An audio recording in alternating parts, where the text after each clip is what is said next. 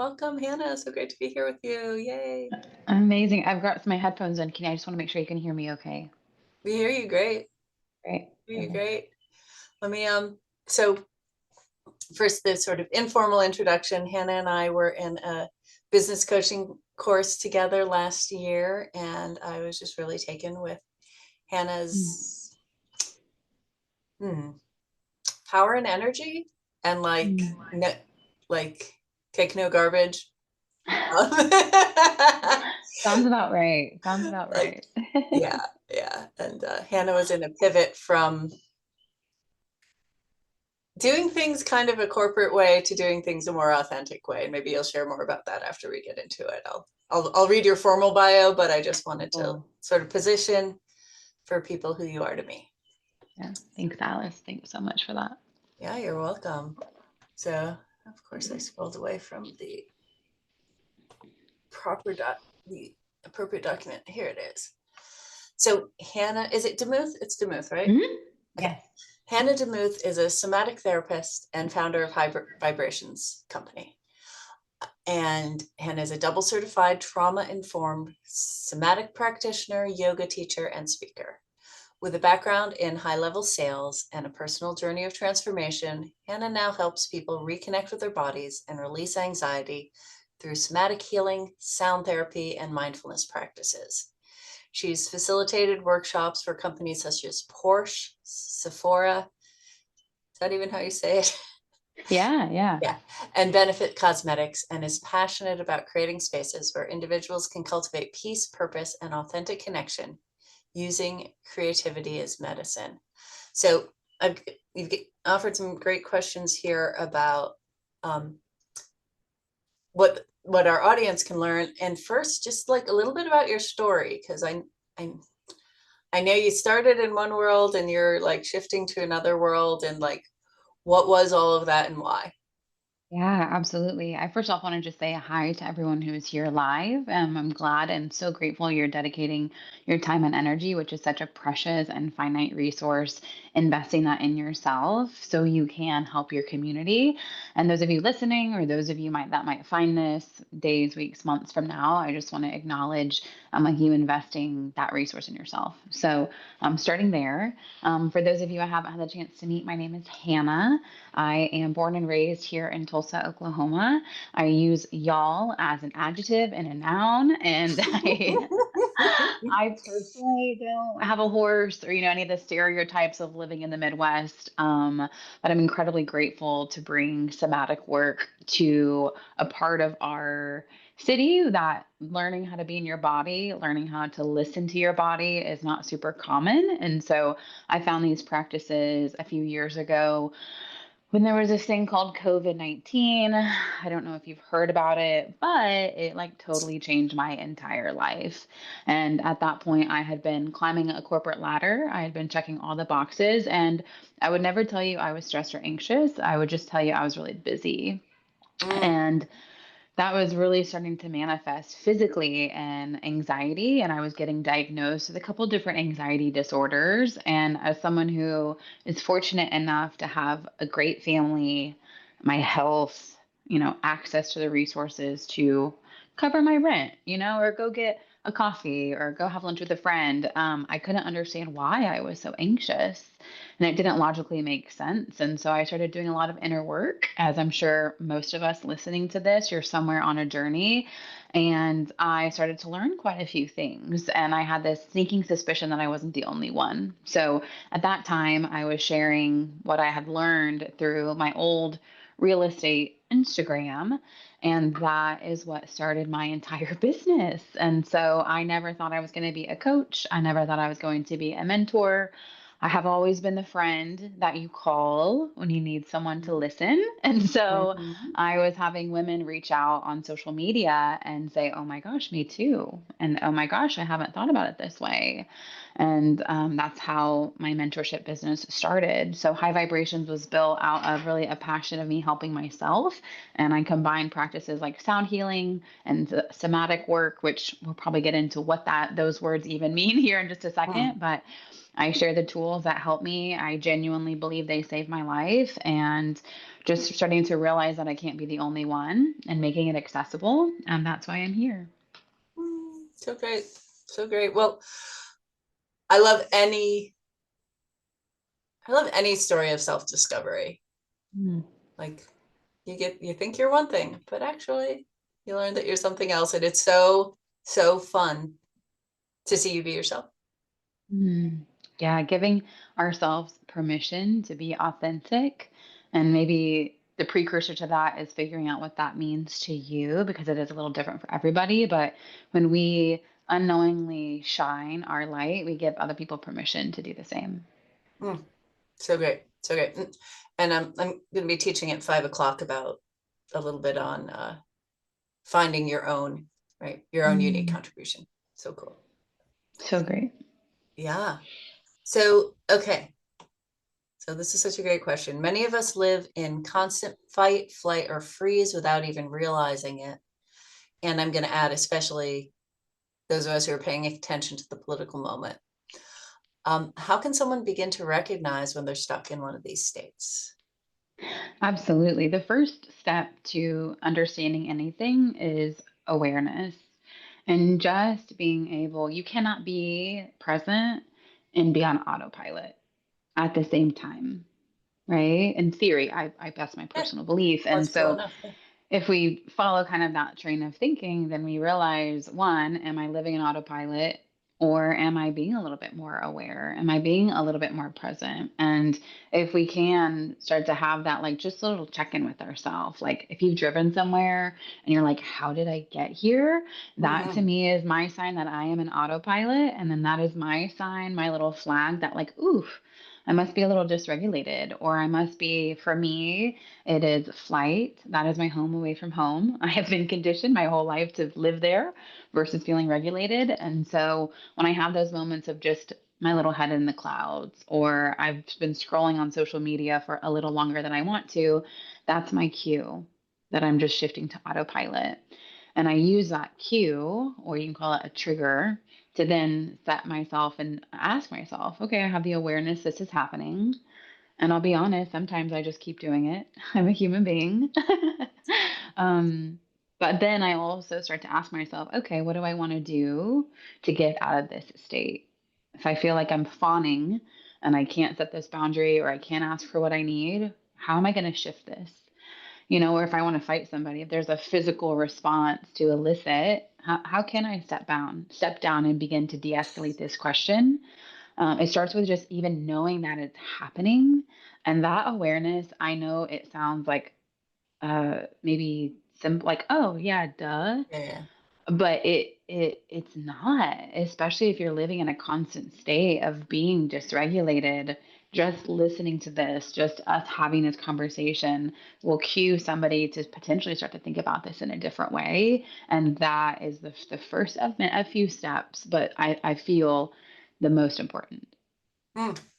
So I'm laughing and covering my face with embarrassment because yesterday, you were saying, that, well, first you were saying you notice one of these patterns is rising up in you, and sometimes you stay in it anyway, right? And and right there are biological reasons why all these things are hard to interrupt, right? So there's noticing, that I'm assuming there's noticing, then interrupting, then shifting. Correct. Correct. And then you were saying about to fight someone, you notice you're about to fight someone. And I so yesterday I'm in a local group that we do small actions for peace in Gaza. And there's a project we're taking on that's gone much, much slower. I'm like, we could have done this a year ago, right? And somebody was like, oh, we need to add this extra piece, we need a guest speaker. And I wanted to say, I really wanted to argue. I was like, why are we doing more? Um, and I noticed I wanted to fight. And I'm like, I could say this. No, maybe it'd be better to say this. And then I was like, what if I wasn't fighting at all? Mm. Like, of all the, like, yeah, what if I wasn't fighting at all? What do I actually want Mm. here? Yeah. And so I really just asked, what perspective do you think is missing? Like that you Mm. would want a guest speaker for. And she told me, and I'm like, oh, uh, I like that. Yeah. Yeah. Have For you to have the capacity to ask those questions. So often, most of us are living, the therapeutic term is called window of tolerance. Basically, all of us have a threshold and a capacity, and most of us are hitting the top of our threshold, hitting the top of our capacity. Or someone cuts you off, and then you kick and scream and yell, right? Or your kids leave a mess in the living room, and then you're yelling at your partner, you're yelling at your kids, and the goal is not to like step outside your comfort zone. The goal is not to keep, triggering yourself. The goal is really to start to create more space, so your window of tolerance, when you have those natural biological cues to want to say something or flight or freeze, you literally have the capacity. Your physical body, your emotions, your mindset has the capacity to, instead of just react out of an illicit response, you can begin to respond. And like you said, have that inner dialogue and figure out what's actually underneath that initial response. We all have the initial response is normal, but having the capacity to get curious around it versus just reacting, like that's it's a great and powerful tool. Yeah. And in this case, I had to I had to notice and interrupt 3 times to actually Mm. get out of it, right? Because some of these states are very sticky. Absolutely. And familiar. And so often we can kind of convolute what feels familiar with what's really good for us. And that's probably a whole other conversation. We could have a whole other podcast to talk about that. But you're totally right. It's so sticky. Amazing, amazing. All right, let me see your next question. It was a good one too. Yeah. So um the topic is emotional alchemy, and what does that mean to you? And how does it relate to transforming our stress responses into something more empowering? Absolutely. So I feel, and this again is just my personal opinion, I'm willing to debate this topic. I feel there's no bad emotions. Hmm. And some of them are harder than others. Some of them require you to make more space. And when I talk about making space, I mean having the capacity to acknowledge them and validate your emotions versus acting like they're not there or just pushing them so far away that you think they're not going to pop out sideways later. Which we can talk about repressed emotions again, probably a whole other conversation. But whenever you can start to realize when you feel overwhelmed or you feel stressed out, and being able to acknowledge that anxiety is a natural emotion, it keeps you safe, and fear and anger and sadness and grief and frustration. And if you don't access those emotions and you don't begin to process them, what you do is you cut off half of your capacity. And if all we ever feel is joy and happiness and pleasure, it's like eating chocolate cake every day. And like, I would love to I personally would probably make myself sick from eating chocolate cake every day. But you lose the excitement. You don't savor the experience when you have all these sweet things. And so, being able to have a balance of emotions that are maybe a little unfamiliar, maybe you've been culturally or socially conditioned to ignore them, but you really miss out on this spectrum and this range. And so a lot of this work is understanding, one, I personally teach my clients there's no bad emotions. And two, using your emotions as little signs that something is trying to get your attention. And so instead of internalizing that about, oh, I just need to do more, or I just need to push, or this stress is normal, being able to listen to those sensations of your body, which is where somatic therapy is a little different. It's a different perspective than a traditional cognitive approach because it's not necessarily a mindset issue that we believe you're struggling with. It's your physical body that's been hardwired through your nervous system to respond. And so teaching people how to regulate their emotions through their body versus getting stuck in the story is what I like, how I like to describe that. So, there's no such thing as a bad emotion. Emotions point us to something that's worth knowing, and we get to transform them into something else. What's it like? Share an example. Like, I mean, you were talking about stress, could be anger, could be fear, could be sadness. But like, what's an example of a way that an emotion can point us to something? Like an emotion that feels bad can actually be a gift, and Yeah. how, like, how to listen to it and how to transform it and come out the other side with power. Absolutely. I'll give a personal example. So, anytime I'm noticing that I'm being judgmental or critical on someone or something else, or most like, often myself, I realize that being judgmental and being critical is actually trying to like protect me from a much more vulnerable emotion underneath that. And so, think of big emotions like anger and frustration and grief and sadness as your protector. And what you try to ask yourself instead is like, one, I'm safe. I know I've got this. But then two, what's underneath that? And for me, there's our belief system. We have a part of us believes that we're unlovable or not good enough or not smart enough. And that's very vulnerable. And so that's where these bigger emotions come in to try to keep us safe. And so if we can acknowledge them, and from an energetic perspective, I believe emotions are energy in motion. So if you Mm-hmm. can acknowledge them and start to process that energy through your body, and then understand the story of why we're feeling this way or what's that pattern in our brain, then that starts to be our little trailhead. And that gets you that cue like, ooh, something's underneath this. Instead of internalizing it and thinking that I've done something wrong or that I'm bad or that I need to just do something differently in order to not feel judgmental and critical. Mm-hmm. Yeah, yeah. And like with my example with my comrade, where I was like dismissive, I guess is how I was being, right? Frustrated and dismissive. What was under that was actually wanting to move the project forward. Correct. Correct. Yeah. And a little bit of what I'm Yeah, referring to and is wanting to be seen, actually. ex- ex- exactly those being seen is incredibly vulnerable.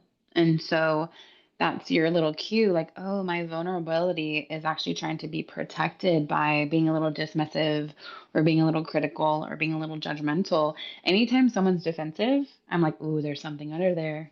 There's like another part of them getting activated. Um, Instead of taking it personally, I'm like, oh, I must have done something to really make them mad or make them upset. I'm like, interesting. Yeah, maybe. Cool. Okay. So then the next question is about practices, I think. Yeah. So for someone feeling overwhelmed right now, and we did a process this morning about how people are feeling about the political moment, and there was so much on our list that we were concerned about.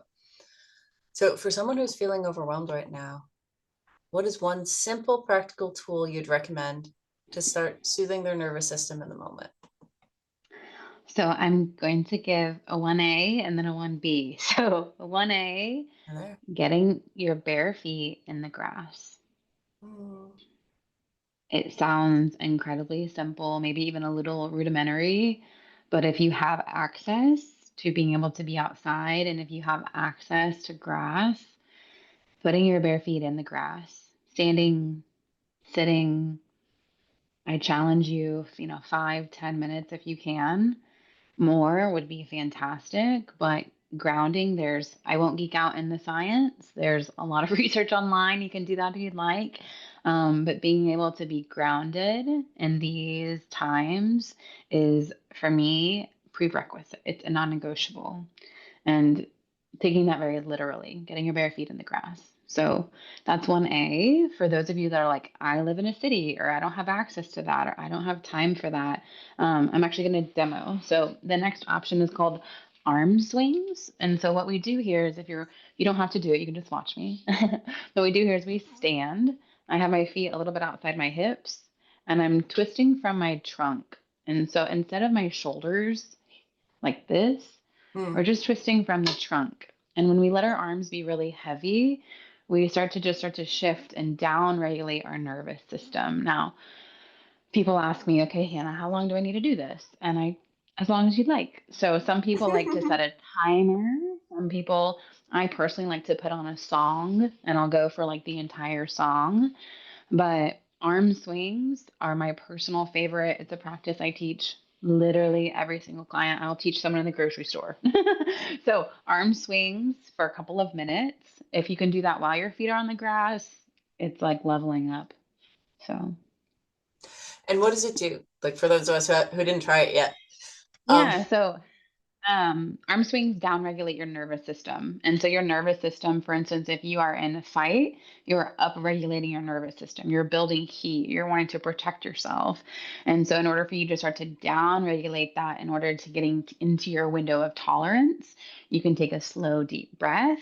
You can take any kind of stretching. And then the arm swings specifically are helping you release the stress and the cortisol, which is a stress hormone in your body from any, most of us are so tight in our shoulders, right? We feel like there is the weight of the world on our shoulders.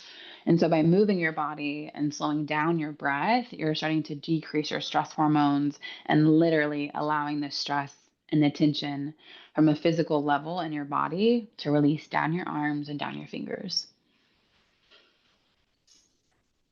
Very cool. I know what I'm doing on the lunch break. I'm already barefoot and the grass is right outside. Um, Amazing. And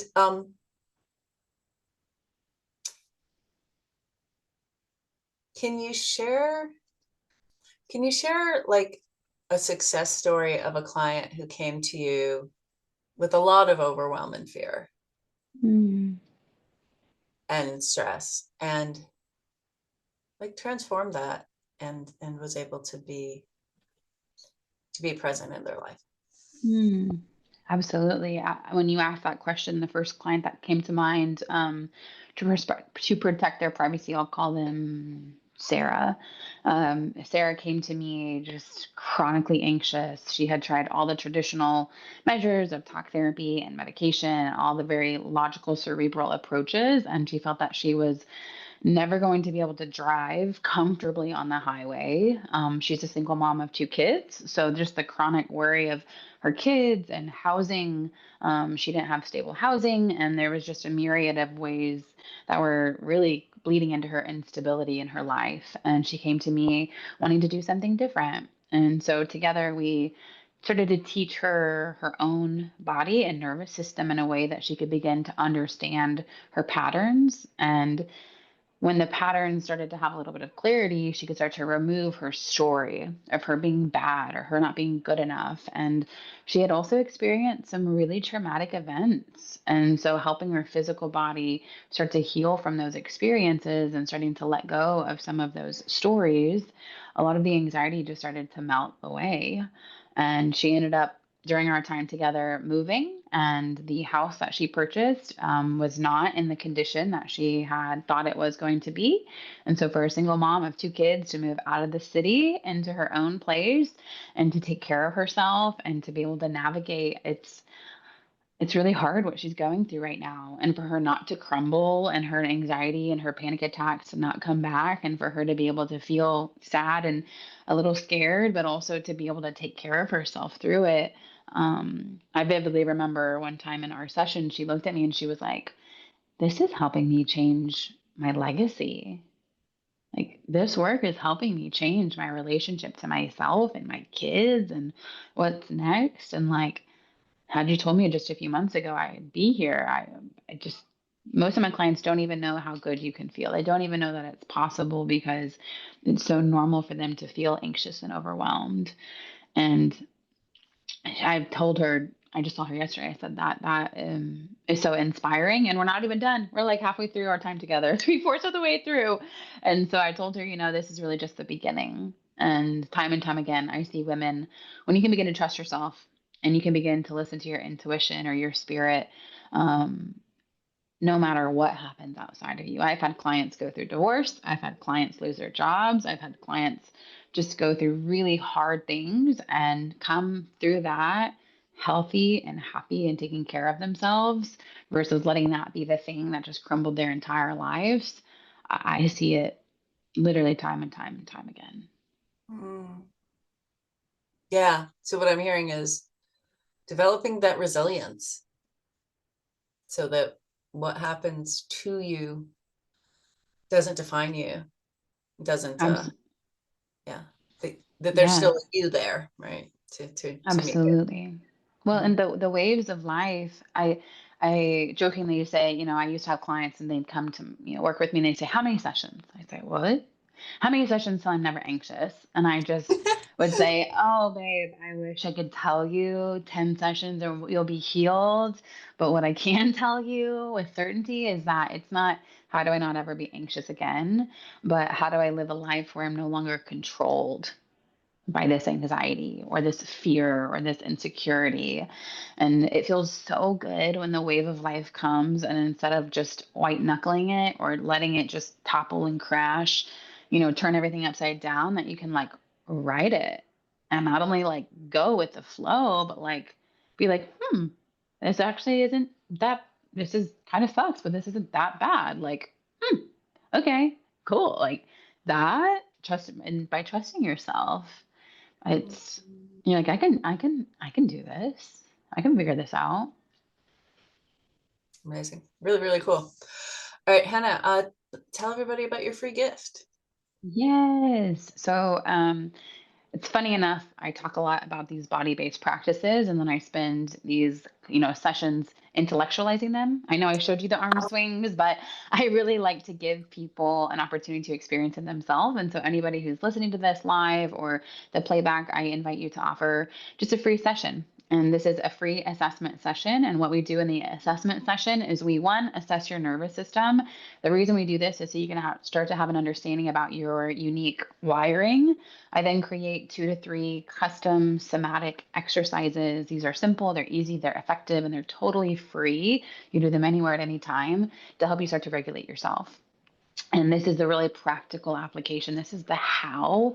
And you also get to try something on for size. And so if you're curious or there's something that you're like, I definitely invite you. I would love to connect. And honestly, just getting to know people too, having a space where you can be seen and heard. That's also Mhm. what the assessment session is. Oh, that's so generous. I think I'm probably going to take one. Because some people are providing fact sheets, Oh and you're yeah, providing a one-on-one session, and totally, that's really totally. magnificent. I mean, I'm sure people will walk away with so much. Wow. So Hannah, we've got some time for question and answer, and my experience with this group is they haven't been super chatty. So do you have a discussion question for them to get people Hmm. thinking about what their question might be or what to look at? Good question. Hmm. Do I have a question? Nothing comes to mind. The questions that are coming to mind are like really deep and introspective, and I don't know the level Okay. of what people want and feel comfortable. Um, Okay. I was crying this morning. It's fine. okay. We can go deep. Hmm.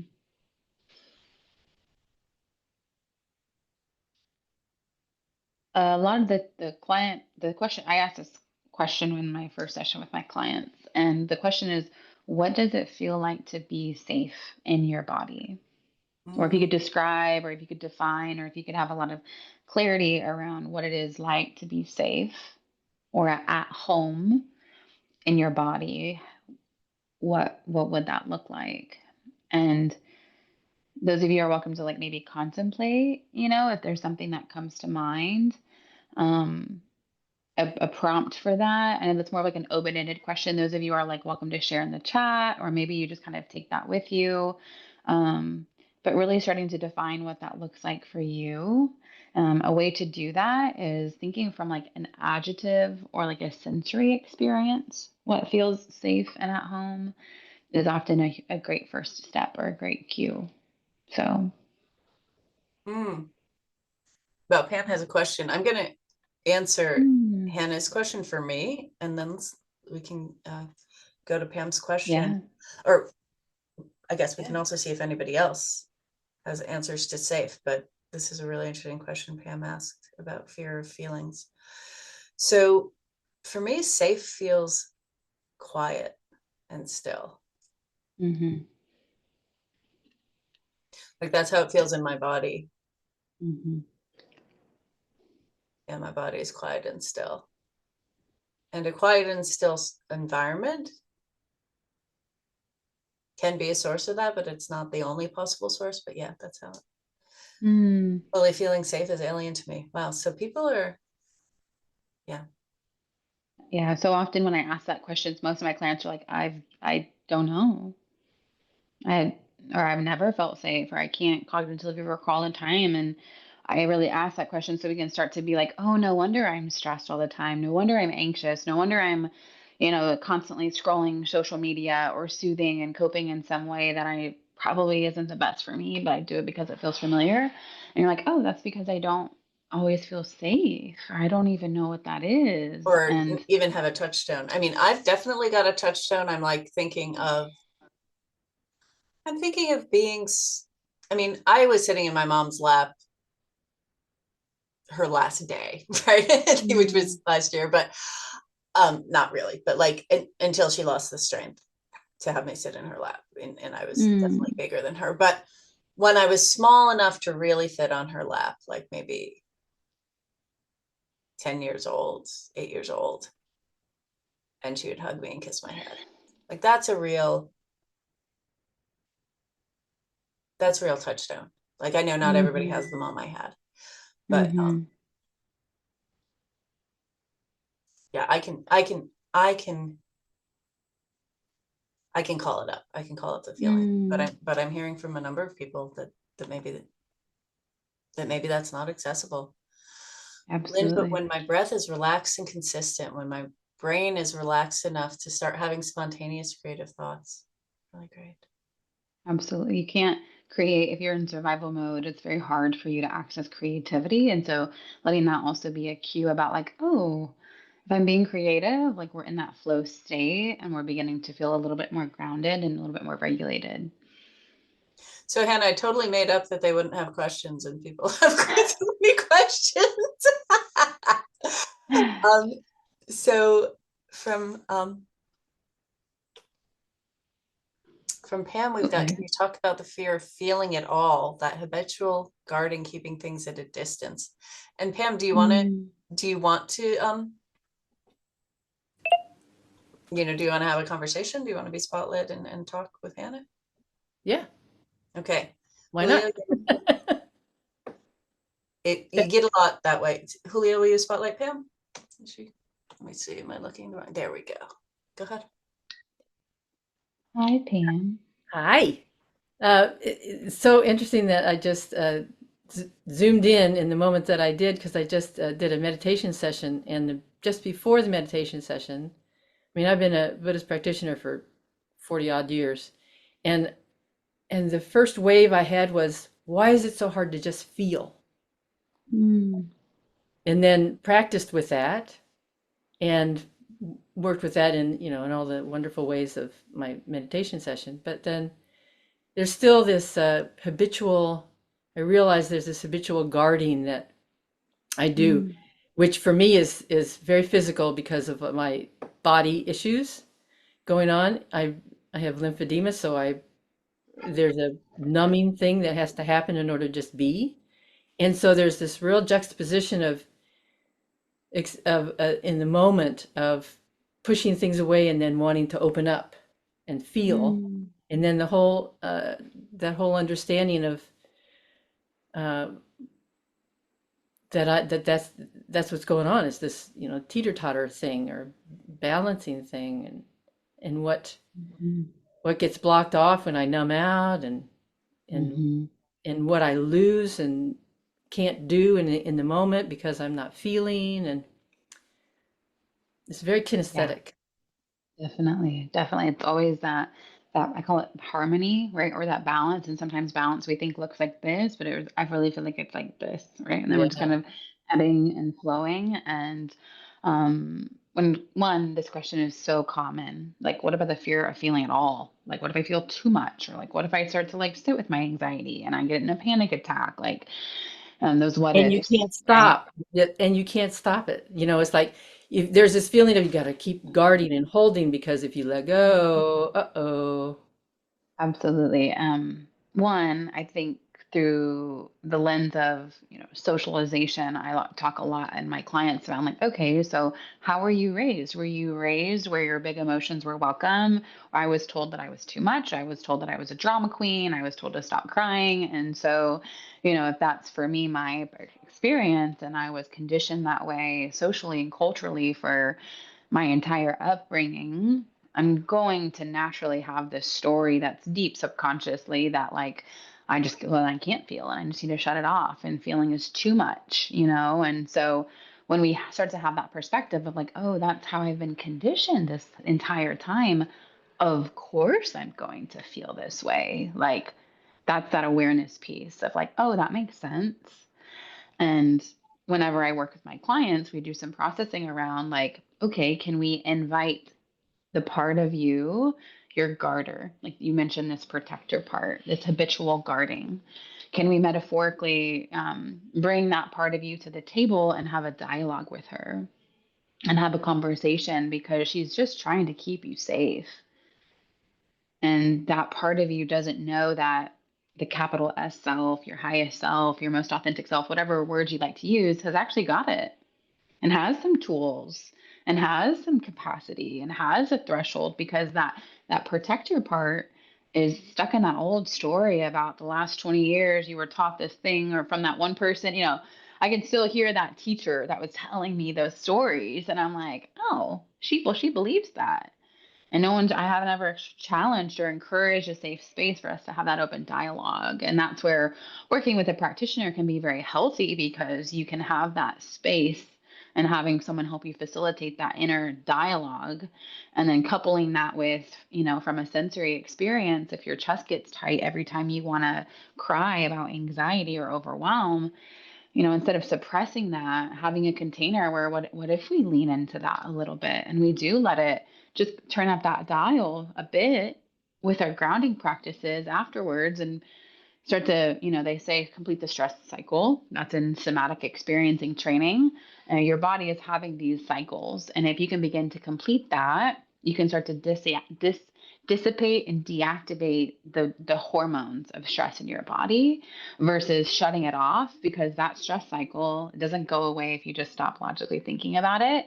Your body always remembers what your mind forgets. And so I would encourage you, one, starting to have a dialogue or even thanking, acknowledge, hand on heart, speaking directly to that part of you. Thank you for trying to keep me safe. Thank you for doing what you think is right to try to keep me protected. I hear you. I see you. That awareness and that acknowledgement. So many of my clients will come back and be like, oh my God, it's not as like, I just talk. And I'm like, those parts of us just want to be acknowledged. How many of us just want to be seen? We don't need to be, so you know what I mean? You don't have to agree with me. You don't have to like me. We don't have to think the same thing. But if you can see me, like, okay. So does that help?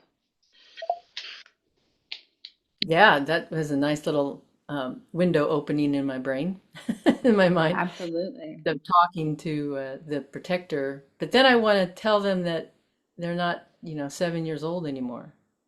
Well, that part of you doesn't speak cognitively and consciously. Like it doesn't know that it's not seven. And that's like before you reprimand a child, you don't say, you don't know what you're talking about. You say, oh my gosh, are you sad? Oh my gosh, you're so scared, aren't you? Ugh. Well, here, let me help you. Uh, Come this way. I just got a whole soft feeling tenderness thing going on there. That's nice.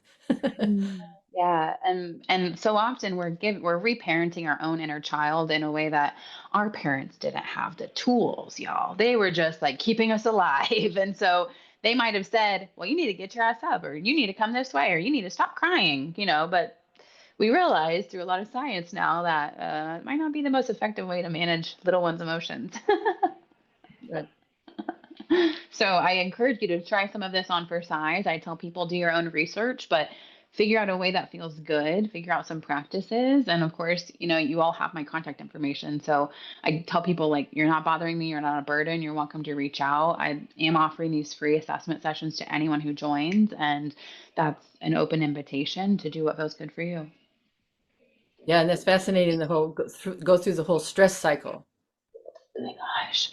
And the cool thing is, last thing I'll say on this is, my goal is to teach you everything I know. It's not to have you keep coming back every single week for sessions for 2 years. And so I see so many of my clients begin to complete these exercises on their own and being able to do these practices. And once you learn them, you have the tool forever, the rest of your life, versus feeling like you need to keep coming back to fix or to solve some problem. Wonderful. Thank you. Yeah, you're welcome. Super great.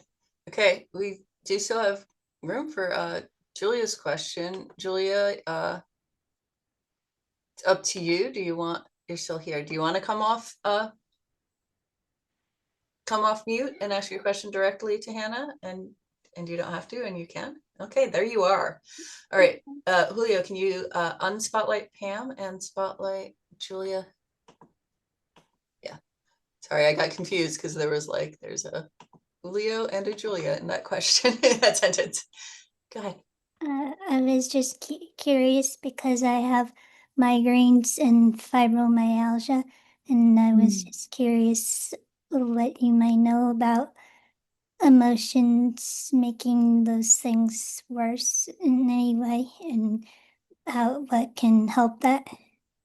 Absolutely. One, thank you for your question and thank you for sharing your experience. I know for a lot of us, we have physical symptoms that are often, I feel unhealed emotions can be just such a root of so many chronic conditions, whether that's physical or mental. And so I just want to normalize that it is so common that feelings and physical pain have a correlation. And when our body, like from a physical level, is a predisposition to fear, anger, shame, sadness, our body is trying to keep us safe. And so it can stay in a very heightened state of flight or fight or freeze. And when we're constantly activated, it elicits an emotional response of a ton of chemical responses and chronic stress and like cortisol and adrenaline. And I just say all this because it's really common. And most people don't know that it's even happening. And so starting to understand, our mind and our body are connected, and what practices can I do to begin to connect those feelings to those sensations. And a really practical example would be, one, acknowledging, like, I'm noticing, I call it sensation, right? I'm noticing some heaviness, or I'm noticing some stickiness in my right hip or in my pelvis today. My whole body feels so heavy and achy. And just honestly acknowledging it is, like, I've said that a couple of times throughout our time together, but that acknowledgement is a huge first step. And then also, for instance, you can begin to, for anger, for example, stomping your feet, shaking out your arms. For fear, being able to, like, hug yourself and hold yourself. Um, Grief, being able to, like, hum or to rock. Those are the very specific applications to more of the practical use of somatic work. But being able to understand that there, like you said, there is definitely so often a connection to that physical pain. So Thank you. you're so welcome. Thanks for asking. Oh, so great. And yeah, thank you both. Thank you, Pam and Julia, for asking questions and for coming off mute, coming onto video, and asking a question and getting addressed directly. Let's see, what am I missing? Okay, great. So I'm going to reiterate Hannah's free gift. I'm going to really reiterate what I'm offering. So Hannah's free gift, a nervous system assessment session. You get a call with Hannah where she helps you see what's going on with your nervous system, and then she'll give you 2 practices that you can make your own. Very, very generous. And Julia, will you put in the VIP? So, and I'm offering the VIP upgrade for this series. You get to watch all the you get to watch all these interviews over and over as many times as you want for the rest of your life. You get a one-on-one session with me to feel into your impactful leadership, and you get a free ticket to the 3-day Ground Your Resistance Intensive. That's 2 weeks from today, with just all the tools for self-connection, leadership, communication. And today's bonus is, oops, hold on. Yeah, I'll answer your question in a moment, CJ. Regulating your nervous system in the face of global chaos bundle, which includes a finding solid ground in a spiraling world exercise, which a lot of you experienced this morning, that you can do with a partner to achieve inner peace about outer circumstance, and a slideshow with instructions on how to lead this exercise in a group setting. If you're someone who leads groups, it's incredibly easy to lead if you have the capacity to hold other people's emotions. The instructions are very, very clear. And again, VIP, it's $47. You get so many things. And Hannah's free gift is completely free. So much gratitude, Hannah. Folks, if you want to give an emoji in the Zoom reactions or in the chat, just so great, so great. Your power and your clarity and faith that we can handle this just really, really shines through and really makes a difference for all of us. I'm just here to remind you that I absolutely believe in you and you can do it. And sometimes it takes twice as long and sometimes it is twice as hard. But remembering that we have the capacity, we are learning the tools, and to take our time. And I'd like to leave you with that. Yeah, it takes as long as it takes, and then you've done it. So I remind myself, I'm like, it's happening. This is it. We're doing the thing. Yeah. So just reading from the chat, what we have in the chat is love, and thank yous and many thanks. Thank you for sharing your experience and knowledge. Thank you for sharing your knowledge. And just came in. We're doing the thing. There's going to be some of the best quotes for the write-up of this session. Grateful to be here and in community.